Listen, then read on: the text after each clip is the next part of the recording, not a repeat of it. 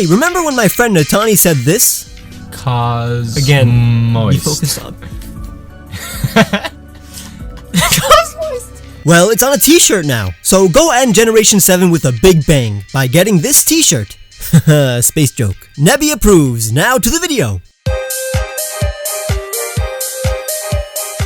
Hey guys, Ron here, and occasionally, no matter how many times you drill information into someone's head, there's a good chance they may forget it, ignore it, or simply think you suck and that everything you say is wrong. But regardless of the reason, I try my best to make sure you understand a good amount of crucial facts in general. There are a bunch of pieces of Pokemon knowledge that I've repeated throughout multiple videos, but based on misconceptions, some people comment things like, "Gardevoir can only be female, you idiot," or, "It's pronounced Rayquaza, not Rayquaza." I'm totally fine with you guys not knowing something, but I get annoyed how some kids rudely try to correct me when their information is actually wrong. So if I sound a little antsy in this video, it's because I'm thinking of those disrespectful punks. I know most of you know most of these trivia pieces, but this video is reserved for all the Pokemon facts people get wrong in my comment section. There isn't any specific order, but some are more stupid than others. You ready? Because the fact I believe I mentioned the most on my channel is number 1. Piko is a bug, not a pine cone. This isn't even a hard one, it's literally this Pokemon's type. Would you be surprised if I told you Seeking was a water type?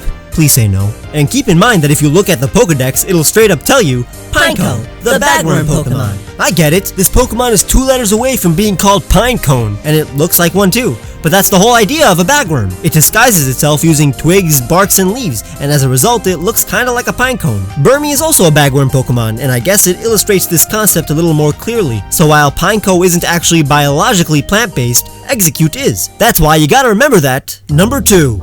Execute are more like seeds than eggs. I understand that eggs and seeds are both part of the reproductive process, and these Pokemon literally look like eggs. But at least remember that these cue balls are grass types and evolve into trees. While the Pokedex refers to them as eggs in a few entries and as seeds in others, you have to understand the language. When calling them eggs, the Pokedex is just talking about them in a colloquial, informal way. But it always makes sure to say in a scientific manner that these Pokemon are actually more plant-like, even though they look like eggs. The yolk in the center is just the nutritional substance inside the seed known as the endosperm. At least think of them as tree eggs, which are basically seeds. I could be totally wrong, but the evidence for it being a plant is stacked against the other argument. Number 3.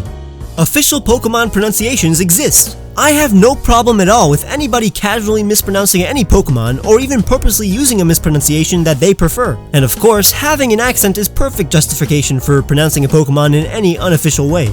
But I totally disapprove of anybody who insists that their wrong pronunciation is the actual way to say a Pokemon's name. But always remember that 99% of the time, knowing the correct way of saying a Pokemon's name is a good indicator of its origin and inspirations. Pokemon names I pronounce correctly but people call me out on are Hydreigon, which is named after 3 in German, Drei, Mantine, which comes from Manta and Marine, and Unknown. I get a lot of comments, primarily because of Jaywitz and the Aura Guardian, that you have to pause between un and own, because the 3D Pokedex app, which is an official source of Pokemon pronunciation, does so. But it's just enunciating the syllables. It pronounces Unknown A as Unknown A! But by the time it gets to Unknown Z, there is no slight pause between the syllables. But the Pokemon everybody attacks me for pronouncing correctly is Rayquaza, whose name comes from Quasar, which also doesn't have a Y after the A. The biggest problem with Pokemon pronunciation comes from how the Pokemon anime's dub used to pronounce Pokemon, leading to number 4.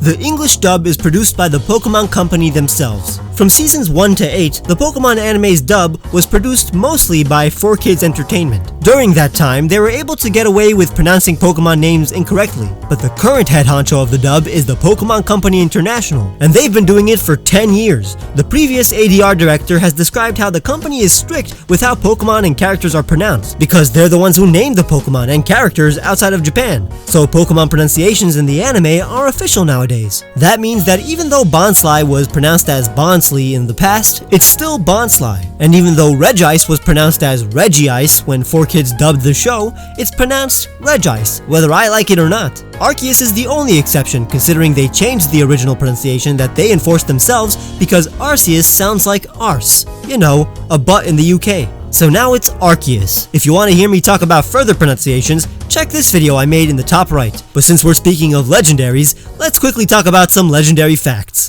Number 5. The legendary beasts are not the legendary dogs. They could have been dogs before they were resurrected by Ho-Oh, and they may have some dog-like features, but they aren't. Raikou is clearly a saber-toothed tiger, Entei resembles a lion, and Suicune is very leopard-like, with a hint of Kirin. I made a whole video about legendary origins, so check that one out for further details. I don't want to spend too much time talking about things I've covered in the past, which is kind of every fact in this video, honestly.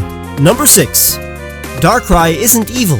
Once again, I talked about this in a video I made recently, so check it out in the top corner for more details. But even though the dark type is evil in Japan, most dark types aren't truly evil by modern day standards, and that includes this mythical beast. Although it has the ability to make people see horrific eternal nightmares, often killing them, it's usually due to its lack of control of its powers. It only purposely uses its nightmare abilities whenever it's trying to protect its territory, and even then, it is explicitly said that it doesn't wish to harm anybody. In fact, it isolates itself so it doesn't have to inflict any nightmares on anybody. And we're obviously talking about the games produced by Game Freak, the main series. Whatever happens in the spin-offs is, you know, not canon, I guess. I don't know. Number 7. Giratina and the Distortion World represent the idea of antimatter. Due to numerous theories and the unusual gravity exhibited in the Distortion World, some may mistake this Pokemon to represent gravity as a whole, especially since it floats in its origin form. While it could have multiple inspirations, Giratina and the Distortion World have been confirmed to be personifications of antimatter by Junichi Masuda and Takeshi Kawashimaru, the director of Platinum. Cynthia outright says so in Heart Gold and Soul Silver later on. While Giratina isn't actually made of antimatter, it represents it. This explains Giratina's destructive nature, since contact between matter and antimatter would be cataclysmic. Now we can get back to non-legendary Pokemon. Number 8. Spinda isn't a red panda. The animal referred to as the red panda isn't actually closely related to pandas. Spinda, the spot panda, is primarily based on actual giant panda bears, most specifically the Chinling panda, which is what Spinda's color scheme mimics. If you're looking for an actual red panda Pokemon, get yourself a nice Stuffle. Number 9.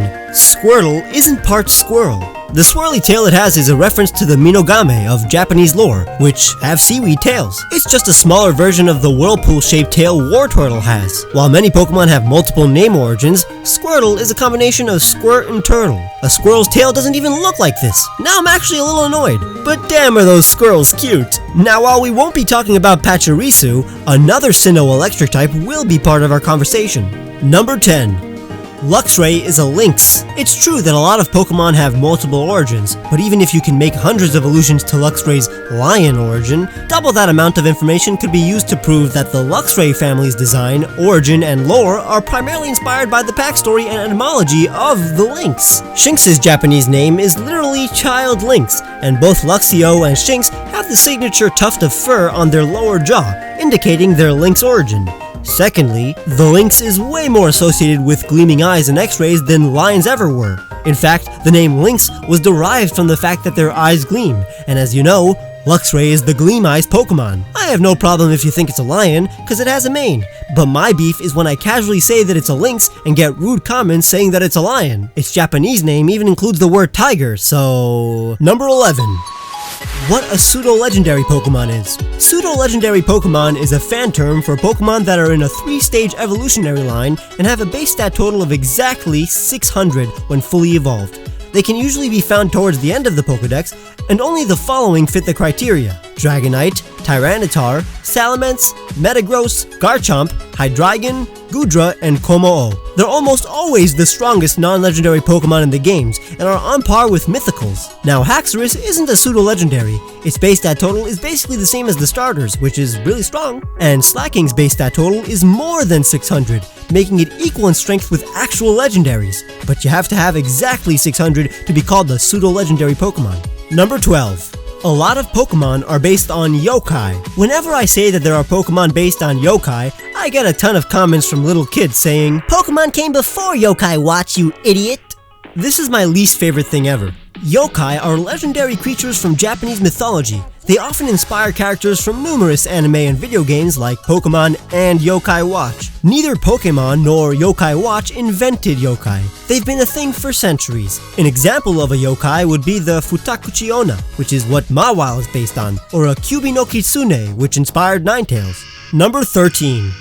Generations are not specific regions, but a group of games released during a span of time. While in our franchise, the release of a new region and its Pokemon indicate the beginning of a new generation, they aren't what technically make a generation. For example, in 2013, Pokemon X and Y came out for the 3DS, commencing Generation 6, but ORAS, the pair of games that came out a year later, are still part of Generation 6. So while Hoenn and its original games are from Generation 3, Omega Ruby and Alpha Sapphire are Generation 6 games. So are spin-off games that came out between X and Y and Sun and Moon's release, like Pokken Tournament for the Wii U and Super Mystery Dungeon. So just to make it super clear, Heart Gold and Soul Silver are Generation 4 games. Johto and its Pokemon debuted in Generation 2.